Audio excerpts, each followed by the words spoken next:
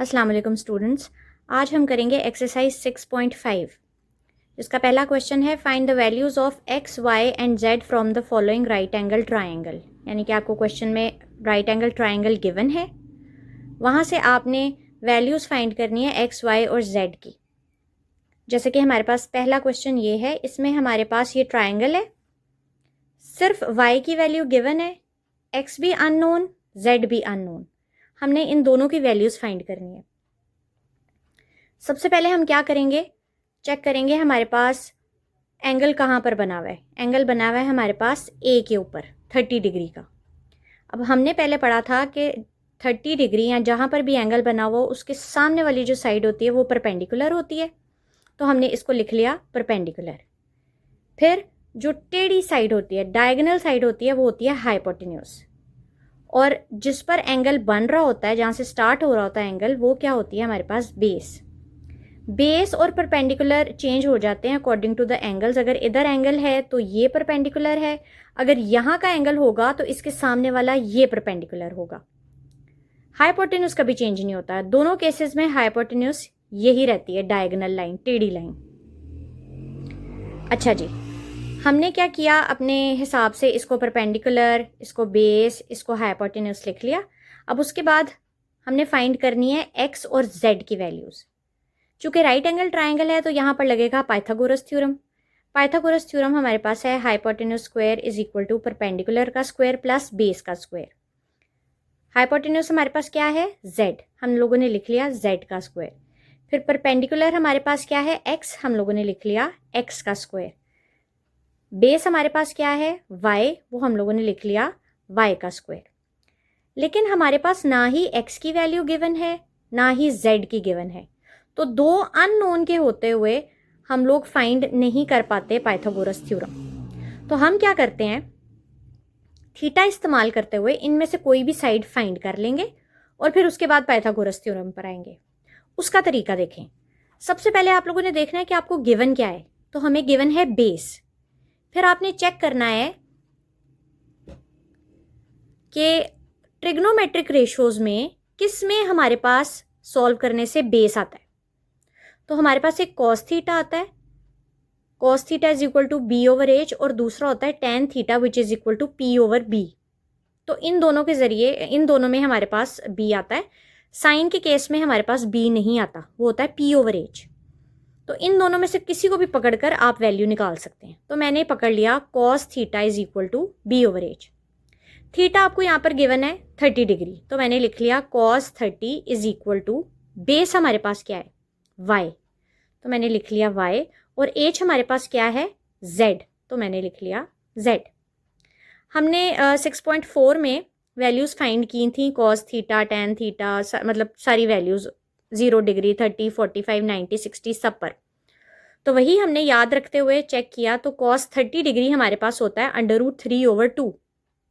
हमने उसकी इधर वैल्यू लगाई और यहाँ लिख लिया y की जगह जो उसकी वैल्यू गिवन थी 4/z। अब चूंकि हमने वैल्यू फाइंड करनी है z की और z है बटे के नीचे, तो इसको ऊपर लाने के लिए हम बोथ साइड्स पे रेसिप्रोकल लेंगे। रेसिप्रोकल का मतलब उल्टा करेंगे वैल्यूज़ को दोनों साइड पे। जब रेसिप्रोकल लिया तो ये डिनोमिनेटर न्यूमरेटर बन गया और न्यूमरेटर बन गया डिनोमिनेटर। सेम दूसरी साइड पर भी उसका भी डिनोमिनेटर अब न्यूमरेटर बन गया और उसका न्यूमरेटर अब क्या बन गया है, डिनोमिनेटर। अब हमारे पास z ऊपर आ गया बटे में, अब इजीली फाइंड हो जाएगा। z की वैल्यू फाइंड करनी है, z के साथ जो भी एक्स्ट्रा वैल्यू है उसको उठा के इक्वल के दूसरी साइड पर ले जाएंगे। तो हमारे पास है z के साथ 4 जो कि हो रहा है डिवाइड। हम क्या करेंगे, यहाँ पे डिवाइड हो रहा है, इक्वल के दूसरी साइड जाकर वो क्या हो जाएगा, नंबर मल्टीप्लाई।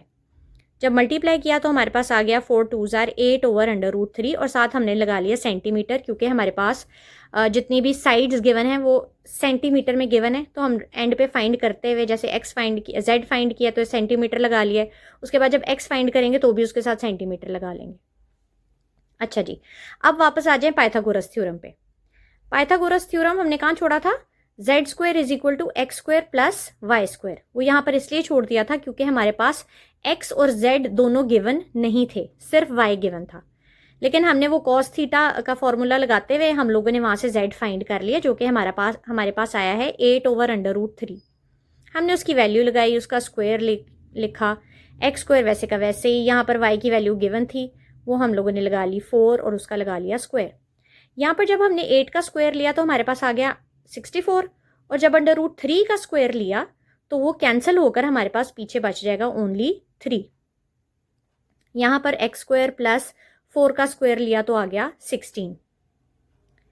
फिर अब हम क्या करेंगे नेक्स्ट, यहाँ पर है जी 64/3, यहाँ से मैं 16 उठाकर इक्वल के दूसरी साइड पर ले आई हूँ, यहाँ प्लस साइन के साथ था, इक्वल के दूसरी साइड पर आकर हो गया माइनस साइन के साथ। तो अब इन दोनों का ले लेंगे एलसीएम, क्योंकि एक फ्रैक्शन में और एक फ्रैक्शन के बगैर, तो यहाँ पर जब प्लस माइनस करते हैं फ्रैक्शंस में तो हम लेते हैं एलसीएम।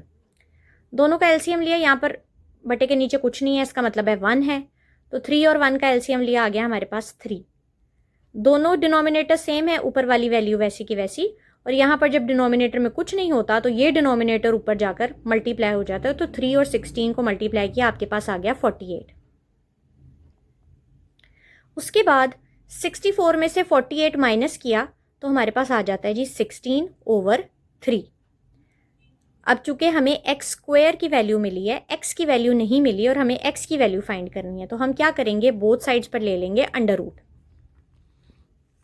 जब हम अंडर रूट लेंगे बोथ साइड्स पर, तो 16 का अंडर रूट सॉल्व करेंगे तो हम उसकी जगह लिख सकते हैं 4 का स्क्वायर, और 3 के ऊपर हमने अंडर रूट लिख लिया सेपरेट।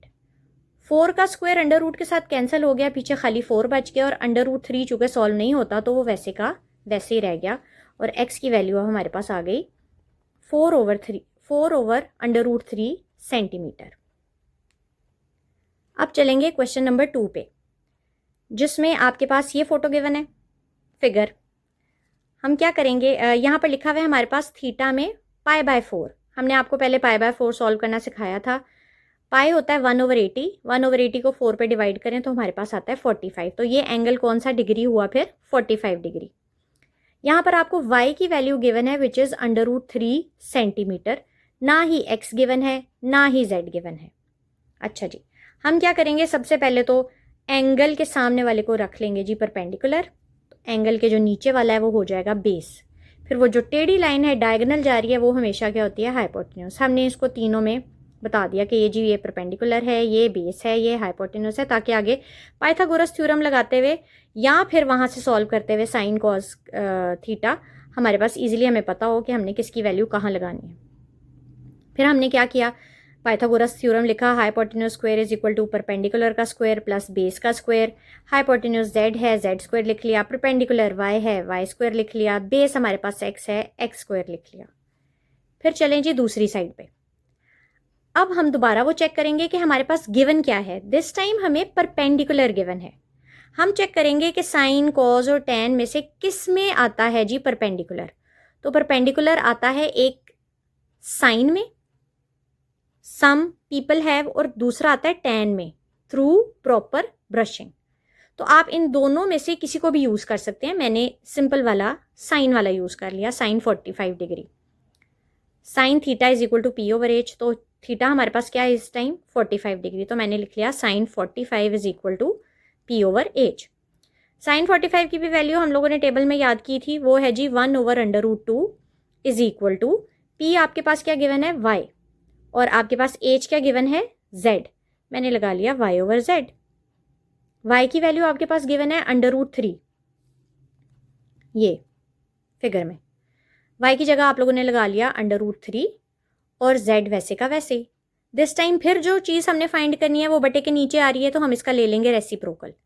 रेसिप्रोकल लेंगे तो यहाँ चला जाएगा √2 ऊपर और 1 आ जाएगा नीचे, और इसी तरह z चला जाएगा ऊपर और √3 आ जाएगा नीचे।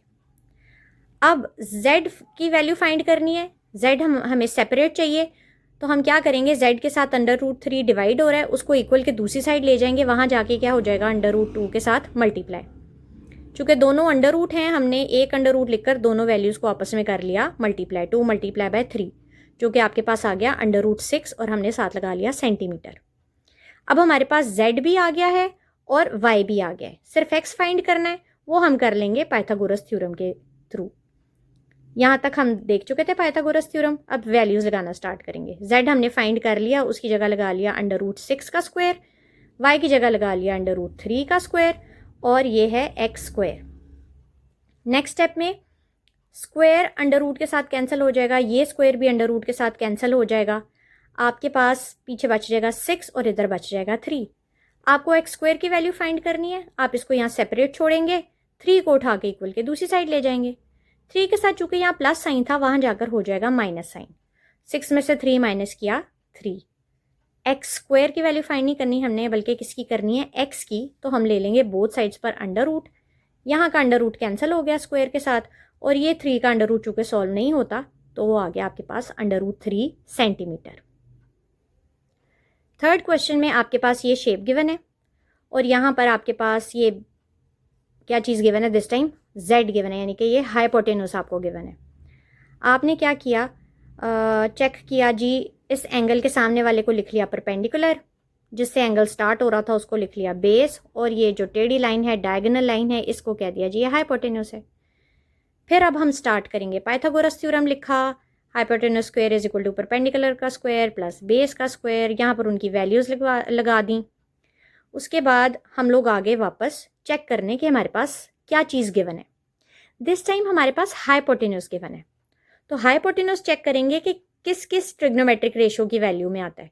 तो एक तो वो आता है कॉज में, दूसरा आता है साइन में। Some people have curly brown hair, तो आप दोनों में से कुछ भी लगा सकते हैं। कॉस थीटा का भी फॉर्मूला लगा सकते हैं और साइन थीटा का भी फॉर्मूला लगा सकते हैं। मैंने इस क्वेश्चन में लगाया है sine theta. Sine theta is equal to P over H, ये आपके पास एच आ गया। अब थीटा हमारे पास क्या है जी, 60 डिग्री, तो मैं लिख लूंगी sine 60 is equal to P आपके पास क्या है, परपेंडिकुलर y, और एच आपके पास क्या गिवन है, z, तो मैंने लिख लिया y ओवर z। z की वैल्यू आपके पास गिवन है विच इज 2, मैंने लगा दी 2। यहाँ पर आए तो साइन 60 डिग्री भी हमने टेबल से फाइंड किया था, वो होता है जी अंडर रूट 3 ओवर 2। ये वैल्यूज़ आपको जुबानी याद करनी पड़ेंगी, नहीं तो टेबल बना लीजिएगा पेपर के स्टार्ट होने से पहले। फिर आप क्या करेंगे, दिस टाइम हमारे पास लकीली y ऊपर आ गया, हमें कुछ रेसिप्रोकल लेना नहीं पड़ा।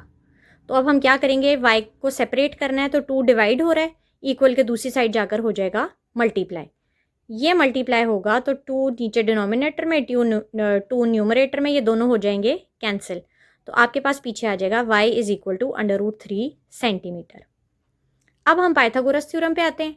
पाइथागोरस थ्योरम पे अब हमारे पास y की वैल्यू भी आ गई है और z की वैल्यू भी आ गई है, तो आप y की जगह y की लगाएंगे, z की जगह z की लगाएंगे। इसका स्क्वायर ओपन करेंगे, इसका स्क्वायर अंडर रूट से कैंसिल करेंगे, 3 को उठा के वहाँ ले जाएंगे, वहाँ जाकर 1 आ जाएगा, और दोनों साइड्स पर अंडर रूट ले लेंगे तो आपके पास आ जाएगा x इज इक्वल टू 1, और साथ आप लगा लेंगे सेंटीमीटर।